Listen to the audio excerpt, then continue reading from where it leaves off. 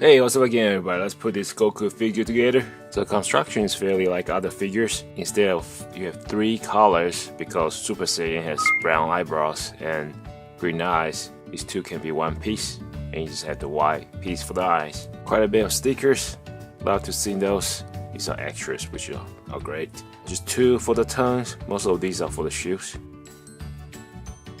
So this is the first face we're seeing Goku that the eyebrows are separate from the rest of the eyes. By the way, it's the first time Goku gets 3 faces. For the hair, it's going to be pretty simple. You have this part of the hair and then the head piece. Or here's the other half of the hair piece. And you just attach the front half. In person, Goku's hair is not that dark. And you have another layer for the hair, attaching the face. And you have the front piece for the hair. So just 3 layers. Unlike some of the Super Saiyans, you have probably 5. Pretty good. And then you just attach to the body that you already have. Here we go. Here's Goku.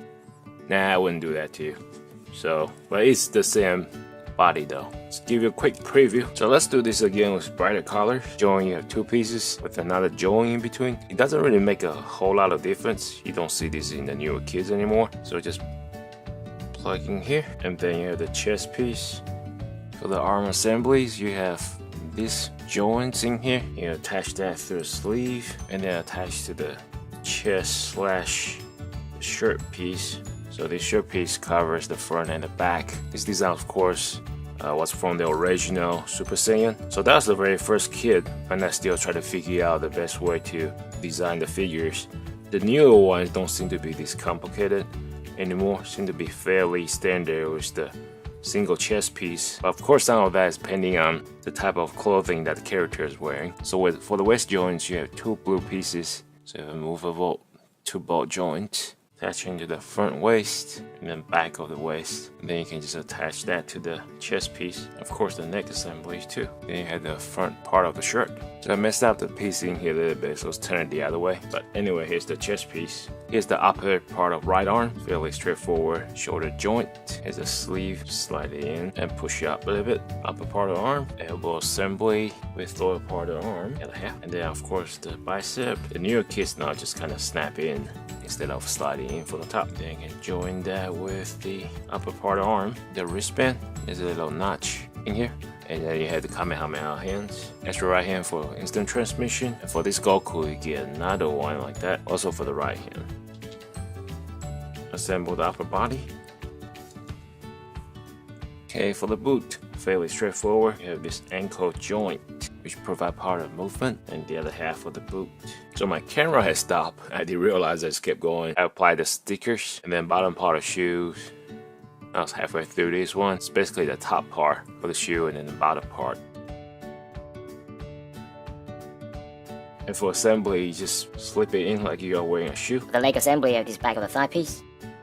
The knee assembly, just 2 pieces. And for thigh joint, you have 2 pieces. Provide vertical movement, and you have the ball joint. And the front piece, and the part of the leg.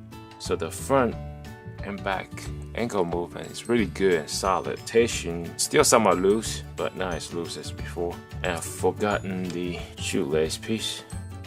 Here we go. And for applying the sticker, it's gonna be easier if you apply this before you assemble the boot to the leg.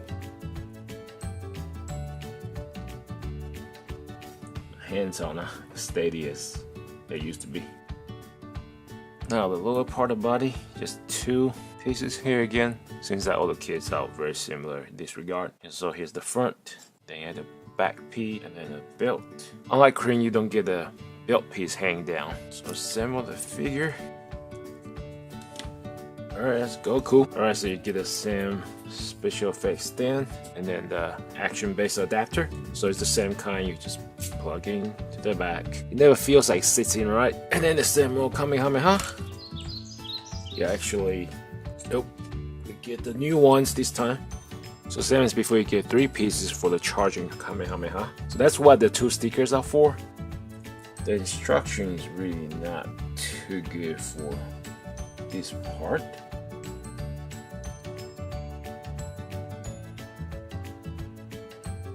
After you put a piece on, it's probably okay. It's purely just for a reflective effect.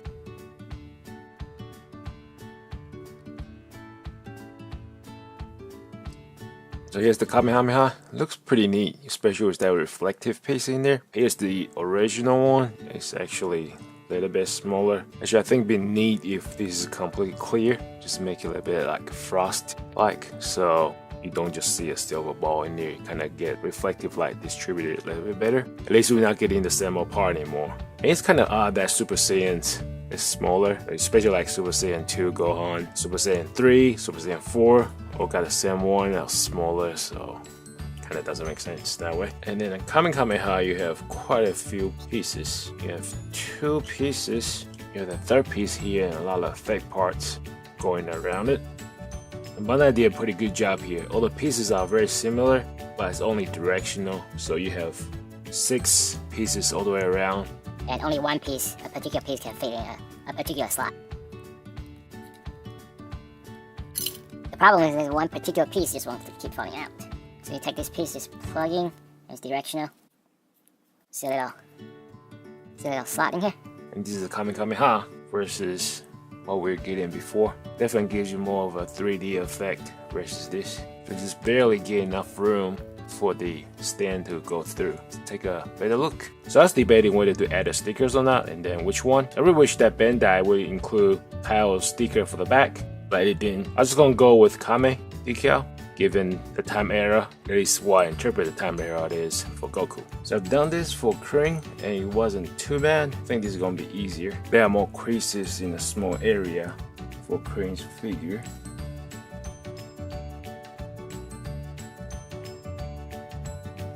When I applied the stickers on Krillin was really the first time I appreciate. With Gundams, I always prefer the water slide decals.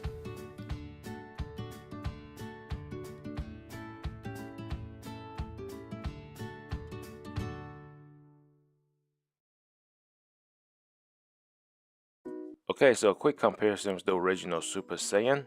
This is the 4th Goku that we get for the series, and we're about to get the 5th one out of the 5. 4 are pretty much the same figure, other than the head, or maybe even just slightly different color. That's alright. Bandai knows that they can just keep pumping out Gokus, and people like us will just keep buying them. Notice how much brighter and lighter the colors are for this DX Son Goku. Quick comparison with Vegeta. I think the scale is still quite accurate. Overall, I'm pretty happy with this figure. I really like the colors. Still have some issues with the feet. With all the different joints at different locations and how easy they are to turn, it's hard to get both feet flat-footed to the surface sometimes. The figure poses well. Still have some issues with the adapter, where I still just don't like that style. I think it's hard to adjust. The little plug-in type to the back of the figure works a whole lot better.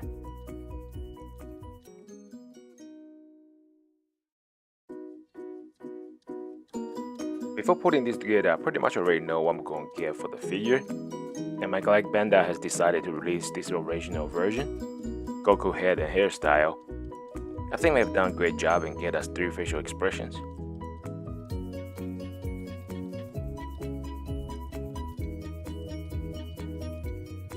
I've forgotten this pose from way back. I'm really glad Bandai has included the characters. Just a really nice touch. It makes the figure feels more complete.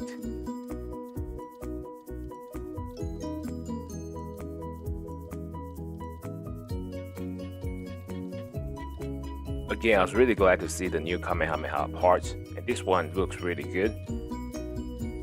I just wish we had gotten more different styles in the past, and hopefully more different ones in the future. And look how stable the figure it is. It's almost impossible to pull this off on the SH Figure Arts. Check out how balanced Goku it is. The Kamehameha looks really nice. It's not a perfect model, but the presentation is really nice. And it's gonna look really good sitting on your shelf or in your display case.